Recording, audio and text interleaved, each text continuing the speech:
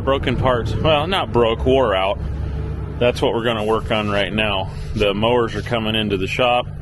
We got to get the brush rake put on one of them, so we got to get it unhooked. But we need to get these fixed and put back on. So these are going to become our spare parts. These are the hubs, I guess you'd call it, that the brushes mount on. There's a retaining ring that used to be here, but it has left the chat. So I bought 2 new ones. They're about $300 a piece just to get by. But I bought them thinking that, okay, start with 2 new ones, and then I'm going to get a piece of metal and cut a couple rings and weld them on here, and now we have spares. Like, you can still see some of the edge of the weld from the ring that was on here, but you know, just over time it's wore out, and then you can kind of see the difference in height. This one got a little more worn down than that one, but not a big deal. So that's what we're working on. So I'm gonna take it in the shop and cut some metal and weld it on there and wait for those guys to get here. All right, let's do it.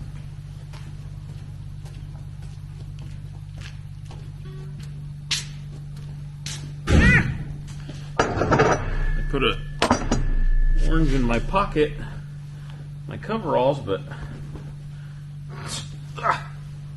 missed my pocket. All right, pretty simple. I got this piece of scrap plate we had laying around, so basically just draw one circle and then draw another circle outside of it, maybe an inch wider, maybe a little more. Cut them out the best I can, and then just weld them on there. Done. Right? Simple, easy.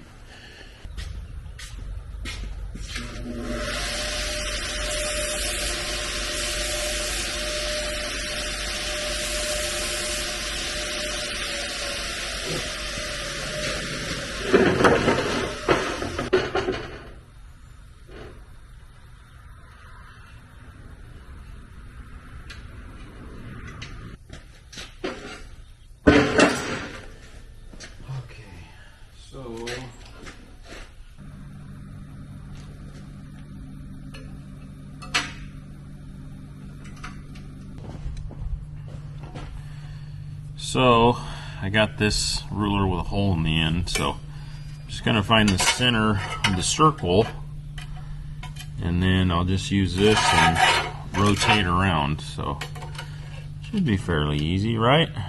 Right. I gotta look on that side.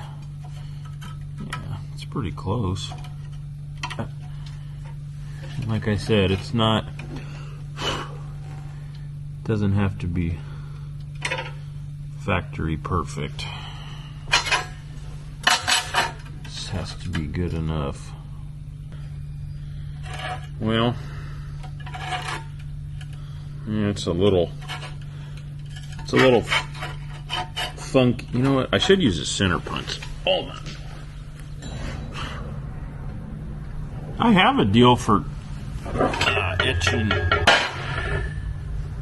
etching circles, but it doesn't go that big, so this is what we're gonna do. Okay, maybe this will work better. I need to hold this chalk here. Goofy. Oh, that's not even. Is that working? Yeah, it is. It's just this ruler's struggling.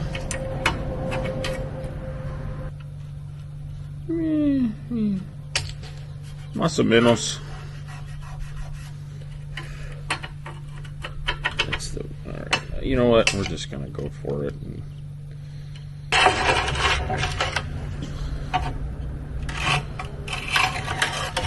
Oh yeah, this is off.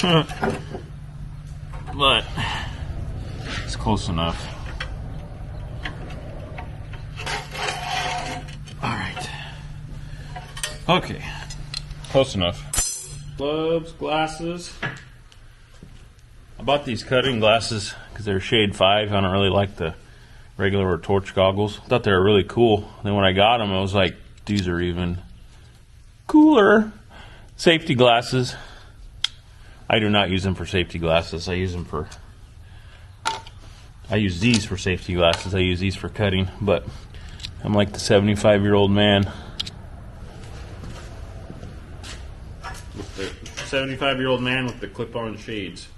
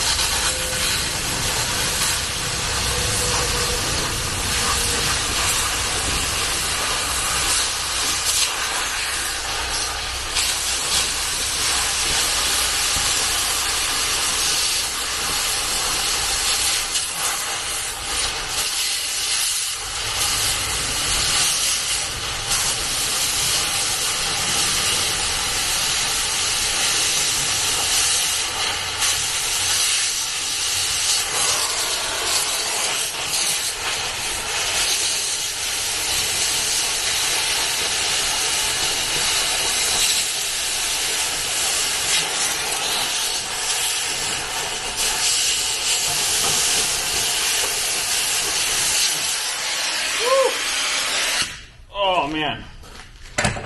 Whew. We need to raise this table up. Oh, that's hard on the back. Oh. Whew.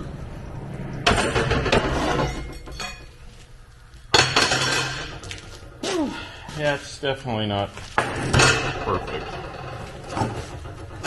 Alright. It's sitting on there. It's definitely not perfect, but it's good enough. So alright, we're going to speed this up. That way you guys don't have to sit here and watch me and listen to me ramble on like an idiot. So, enjoy.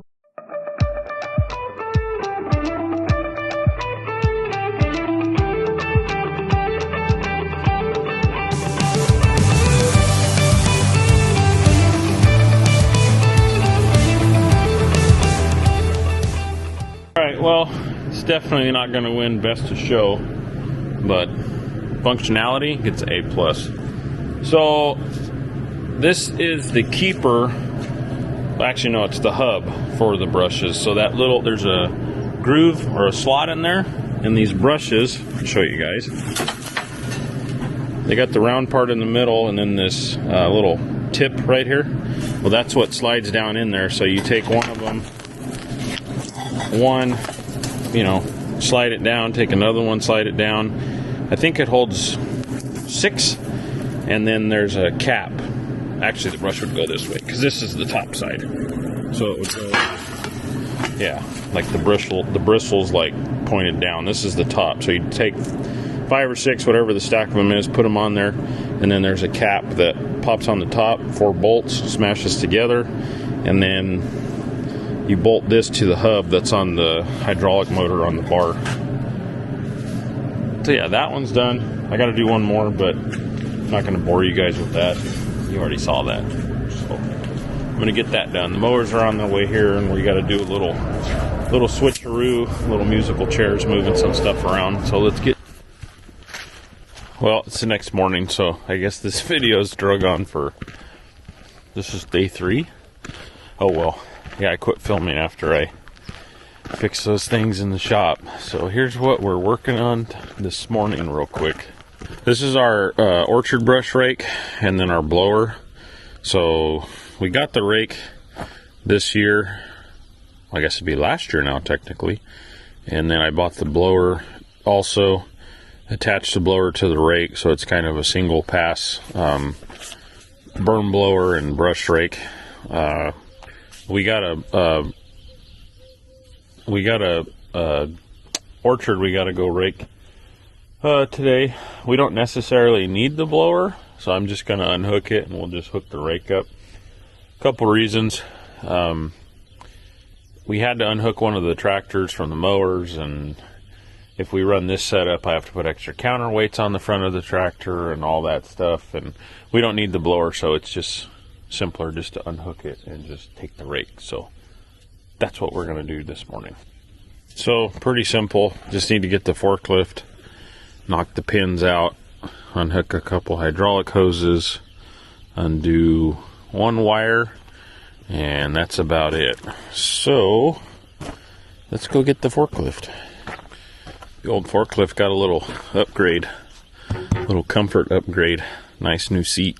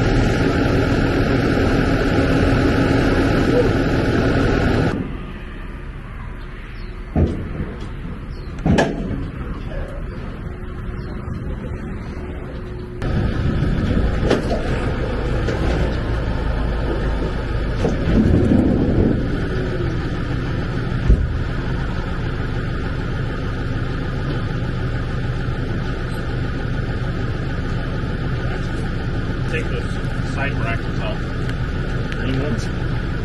They hit the trailer. It's all right.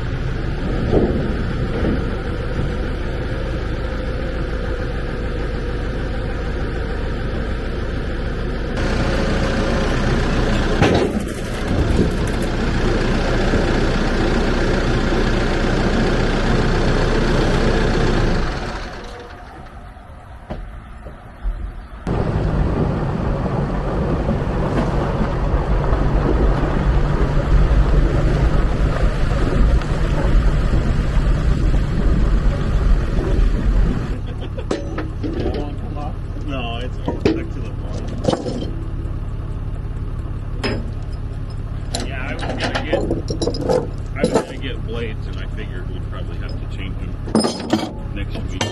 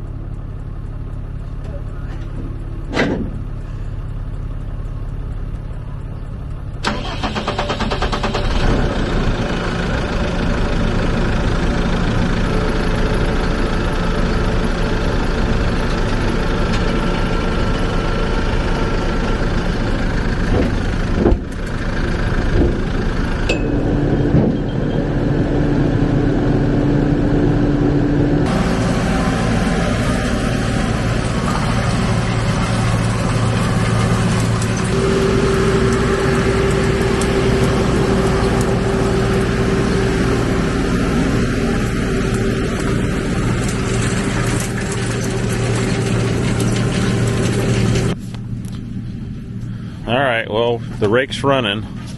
This is a new thing, new service we're offering. So what happened in this field is a mechanical hedger came through and pruned down the middle. I actually think they did a hedge.